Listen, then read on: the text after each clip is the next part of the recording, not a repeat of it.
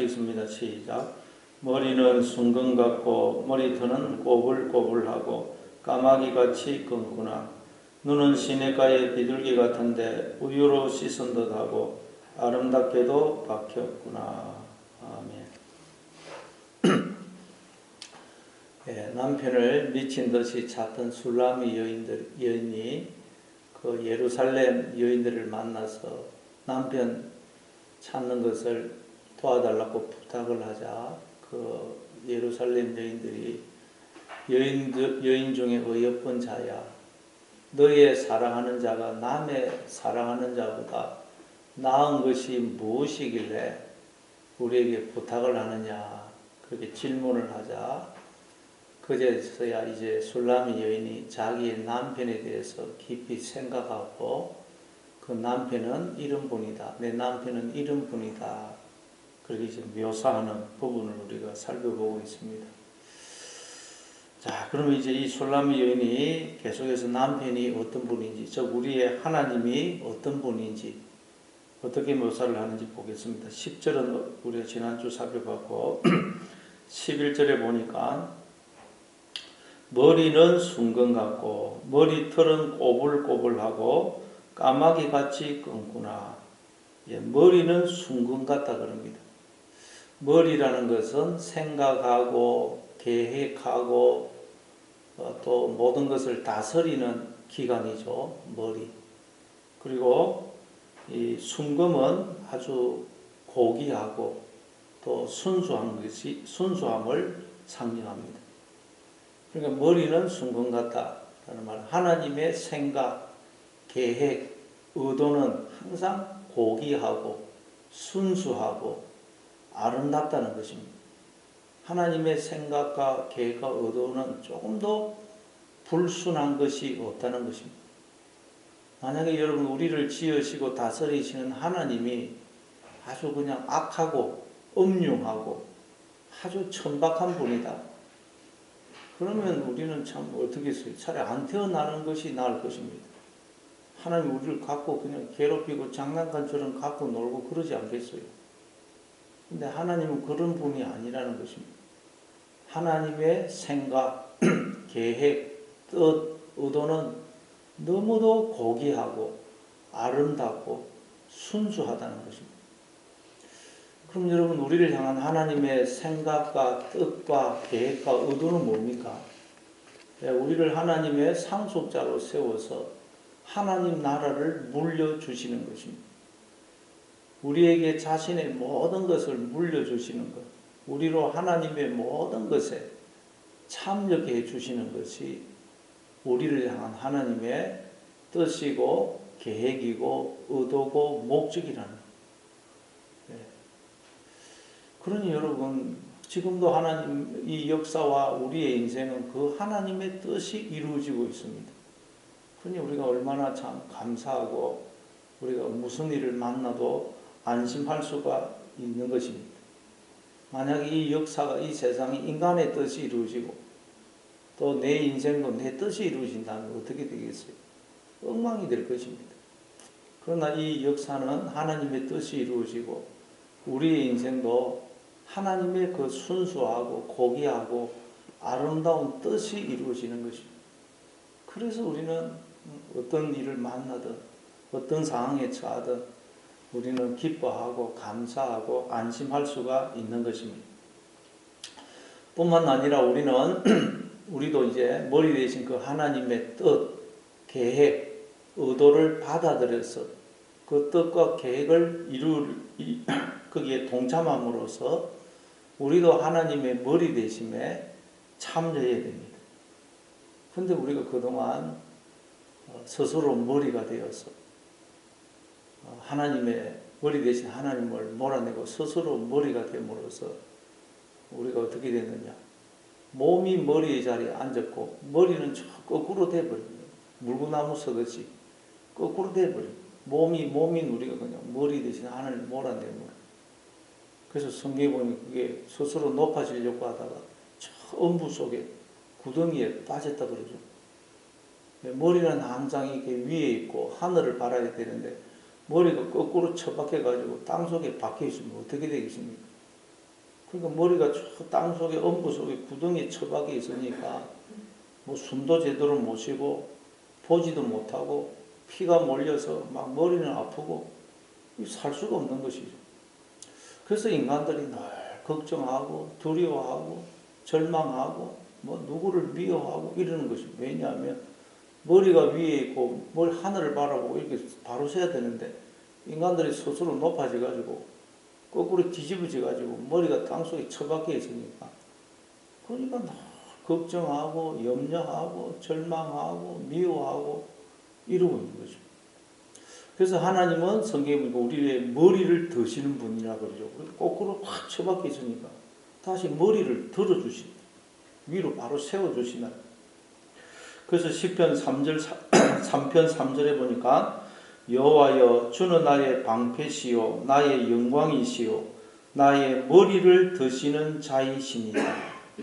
우리의 머리를 들어주신다. 우리가 교만해가지고 스스로 머리가 되므로 거꾸로 처박혀 있으니까 그 머리를 들어서 머리가 위에 오고 하늘을 바라보도록 그렇게 해주신다. 우리를 다시 말하자면 낮추신다. 우리가 하나님의 발등상 아래로 내려가서 머리 대신 하나님의 그 뜻과 계획과 의도를 받아들이고 순종하게 함으로써 우리의 머리를 들어주시는 머리. 예. 그러니 오늘도 하나님이 나의 머리가 되신다 하는 것을 기억하고 몸으로서 머리 되신 그 하나님의 뜻과 계획과 의도를 다 받아들여서 순종하심으로써 떨어진 머리가 위로 세워지는, 그래서 머리를 위로 들고 하늘을 바라보고 이제 삶으로 정상적으로 생각하고 이렇게 바르게 생각하고 그렇게 기쁨과 감사가 넘치는 그런 삶을 살아가는 여러분 되시기를 바랍니다. 또 두 번째 보니까 머리털은 꼬불꼬불하고 까마귀같이 검구나. 머리털은 꼬불꼬불하다. 꼬불꼬불하다가 탈탈인데 그렇게 탈탈인데 이 길게 늘어진 푸른 나무 가지라는 뜻입니다. 길게 늘어진 푸른 나무 가지. 그걸 이게 꼬불꼬불하다라고 번역을 했는데 머리털은 길게 늘어진 나무가지 같고 또 까마귀같이 검다. 까마귀같이 검다. 그러니까 하나님의 머리털이 꼬불꼬불하고 까마귀같이 검다는 말은 아주 길면서 윤기가 나고 또 검다는 것입니다. 나이가 들면 머리에 윤기가 없어지죠. 그러니까 머리가 길고 윤기가 있고 검다는 것은 아주 젊음을, 원기 왕성함을, 이 생명력이 넘치는 것을 의미하는 것입니다. 하나님의 머리털이 이렇다. 근데 여러분 성경에 하면 우리는 하나님의 머리털과 같다 그러죠. 우리는 하나님께 붙어있는 머리털과 같습니다. 그래서 나시리는 머리를 깎지 않죠. 머리를 깎으면 안 됩니다. 삼손도 머리를 깎지 않습니다. 그런데 삼손이 나중에 머리를 깎이우니까 힘을 잃어버려서 눈알이 뽑히고 맷돌을 돌리는 신세가 되죠. 왜 삼손이 그렇게 됩니까? 삼손은 자기의 힘의 비밀이 어디에 있다고 들릴라에게 말합니까? 머리카락에 있다고, 힘의 근원이. 머리카락에서 힘이 난다고 이야기합니다. 그러나 힘은 머리카락에서 나는 게 아니고 몸에서 나는 것입니다. 마찬가지로 우리에게 주어진 생명, 지혜, 힘, 능력, 은사, 존귀, 영광은 나에게서 나는 것입니까? 아니면 나와 함께 하시는 하나님에게서 주어지는 것입니까? 하나님에게서 주어지는 거예요. 그런데 인간들은 하나님을 보지 못하니까 그 생명, 지혜, 은사, 존귀, 영광, 능력이 나에게서 나온다고 생각하다는, 그 말하자면 힘이 몸이 아니고 머리카락에서 난다고 생각하는 것과 같다. 머리카락에서 어떻게 힘이 나겠어요? 근데 인간들은 힘이 머리카락에서 난다고 착각합니다. 그러니까 그래서 자기가 하나님을 떠나니까 말하자면 이 잘려진 머리카락과 같다는 거. 머리카락은 머리에 붙어 있으니까 여러분 그 사람을 영광스럽게 하고 또 자기도 그 사람의 영광에 참여하는 것이지, 머리카락은 잘려지면 그 아무 가치가 없습니다. 그래서 고린도전서 11장에 보면 여자는 머리를 기르라 그러죠. 여인들은 머리를 기르라. 머리를 짧게 깎을 거면 수건을 쓰든지 그렇게 해라 그러죠. 여자는 머리를 길게 기르고 있으면 아주 보기 좋습니다. 그러나 여자가 머리를 빡빡 밀어버리면 여성으로서의 아름다움이 사라집니다. 예. 근데 우리는 하나님께 붙어있는 머리카락과 같다는 거예요. 긴 머리털이 여자에게 붙어있기 때문에 그 여자를 아름답게 할 뿐만 아니라 그 여인의 영광에 머리카락이 참여하듯이 우리도 하나님께 붙어있기 때문에 하나님의 영광을 드러낼 뿐만 아니라 또 우리도 하나님의 영광에 참여한다는 거죠. 그걸 두고 지금 하나님의 머리털은 꼬불꼬불하고 까마귀같이 검다 그렇게 말씀하는 것입니다. 그러니까 오늘도 여러분 우리는 하나님께 붙어있는 머리카락과 같다. 나무에 붙어있는 가지와 같다.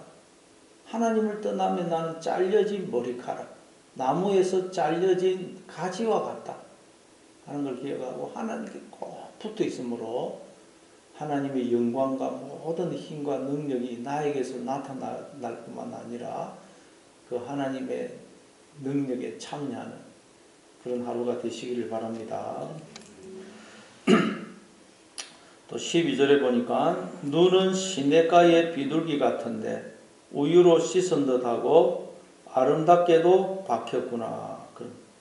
눈은 시냇가의 비둘기 같다. 그리고 이건 앞에서 남자가 여자를 향해서, 즉 하나님이 우리를 향해서 또 이렇게 말씀하신 내용이죠. 1장 15절에도 보면 내 사랑아 너는 어여쁘고 어여쁘다. 내 눈이 비둘기 같구나. 하나님이 우리를 보시면서 너 눈이 비둘기 같다. 또 4장 1절에도 보면 내 사랑 너는 어여쁘고도 어여쁘다. 너울 속에 있는 내 눈이 비둘기 같고 그렇게 말씀합니다. 근데 이제 이 지금은 여인이 남편을, 우리가 하나님을 가만히 묵상하면서 하나님은 눈이 비둘기 같으시네요. 우리가 이렇게 하나님을 알게 되면 이 고백을 하게 된다는 것입니다. 눈이 시냇가의 비둘기, 시냇가에 있으니까 깨끗하게 씻어졌겠죠. 깨끗하게 씻어진 비둘기. 비둘기가 원래 순결을 상징하는데 그것도 시냇가에 있으니까 얼마나 깨끗하겠어요. 정말 하나님의 눈은 시냇가의 비둘기처럼 깨끗하고 순결하시네요. 순결하다는 말은 그만큼 눈이 밝다는 말입니다. 시편 19편에 보면 19편 8절에 보면 여호와의 계명은 순결하여 눈을 밝게 하도다. 근데 순결하다는 말은 밝다는 말입니다. 하나님의 눈은 너무 밝아서 모든 것을 보신다는 거예요. 모르는 거예요. 나의 사정을 다 보고 계시고 다 알고 계십니다. 내가 지금 처한 환경, 모든 형편을 하나님은 다 보고 계시고 알고 계신다는 거죠. 그래서 우리는 여러분 안심할 수가 있는 것입니다. 하나님이 다 알고 계시고 보고 계시기 때문입니다. 그러나 또 한편 하나님이 다 보고 계시고 알고 계시기 때문에 우리 한편으로는 상당히 부담이 되죠. 생각도 말도 행동도 우리는 함부로 할 수가 없어요. 하나님이 다 보고 계시기 때문에. 시편 139편 1절부터 4절에 보니까 여호와여 주께서 나를 살펴보셨으므로 나를 아시나이다. 주께서 내가 안고 일었음을 아시고 멀리서도 나의 생각을 밝히 아시오며 나의 모든 길과 내가 눕는 것을 살펴보셨으므로 나의 모든 행위를 익히 아시오니 여호와여 내 혀의 말을 알지 못하시는 것이 하나도 없으십니다. 다 살펴보신다는 거예요, 하나님. 그래서 내가 안고 일었음도 아시고 나의 생각도 나의 모든 길과 내가 눕는 것과 내 혀의 모든 말까지 다 보고 계시며 알고 계신다. 참 그러면 우리는 참 하나님 앞에 우리가 그러면 나오기가 너무 부담스럽고 두렵고 무섭고 죄송스러워서 나올 수가 없어요. 다 알시니까. 근데 하나님의 눈은 또 뭐라 그래요? 우유로 씻은 듯하고 우유로 씻었으니까 눈이 여러분 촉촉하겠죠. 우유로 눈을 씻으니까 눈이 촉촉해. 이거 말하면 하나님의 눈은 긍휼의 눈, 자비의 눈이라. 자비. 하나님은 우리를 보실 때 다 아시면서도 우리를 보실 때 항상 긍휼의 눈으로, 자비의 눈으로, 사랑의 눈으로 우리를 바라보신다는 거예요. 그래서 우리가 무슨 죄를 지어도 어떤 삶을 살아도 우리를 보실 때 불쌍히 여기신다는 거예요. 불쌍히, 긍휼히 여기신다는 거예요. 왜냐하면 우리는 죄인이라 그럴 수밖에 없다는 것을 알기 때문입니다.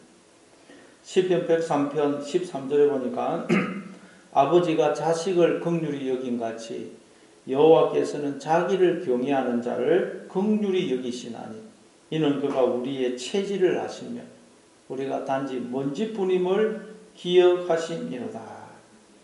하나님은 우리를 보실 때 긍휼히 여기신다는 거예요. 왜냐하면 우리의 체질을, 우리의 본질을 아시고 우리가 먼지뿐임을 아시기 때문에. 우리는 먼지와 같은 존재입니다. 그래서 바람이 불면 부는 대로 날릴 수밖에 없어요. 바람이 이리 불면 이리 날리고 저리 불면 저리 날리고. 우리는 먼지와 같은 존재입니다. 사단이 마음대로 밀 까부르듯 까부를 수 있는 존재입니다. 그래서 우리가 막 이래저래 날리는 거 볼 때 하나님은 불쌍히 여기신다는 거예요. 왜? 우리가 본질이 그렇거든요. 불쌍히 여기신다. 긍휼히 여기신다. 그래서 우리는 무슨 죄를 지었든 어떤 삶을 살았든 하나님 앞에 나올 수가 있는 것입니다. 하나님은 우리를 불쌍히 여기시기 때문에. 그래서 하나님 앞에 나오면 하나님은 이제 우리의 모든 죄와 더러움을 씻어주시고 우리가 입었던 더러운 옷을 벗기시고 새 옷으로 갈아입혀 주시는 것입니다. 그리고 또 그 하나님의 눈은 아름답게도 박혔구나. 원문에는 충만함 위에 앉았구나 이렇게 되어 있어요. 충만함 위에 앉았구나. 부요 위에 앉았구나 이렇게 되어 있어요. 원문에는.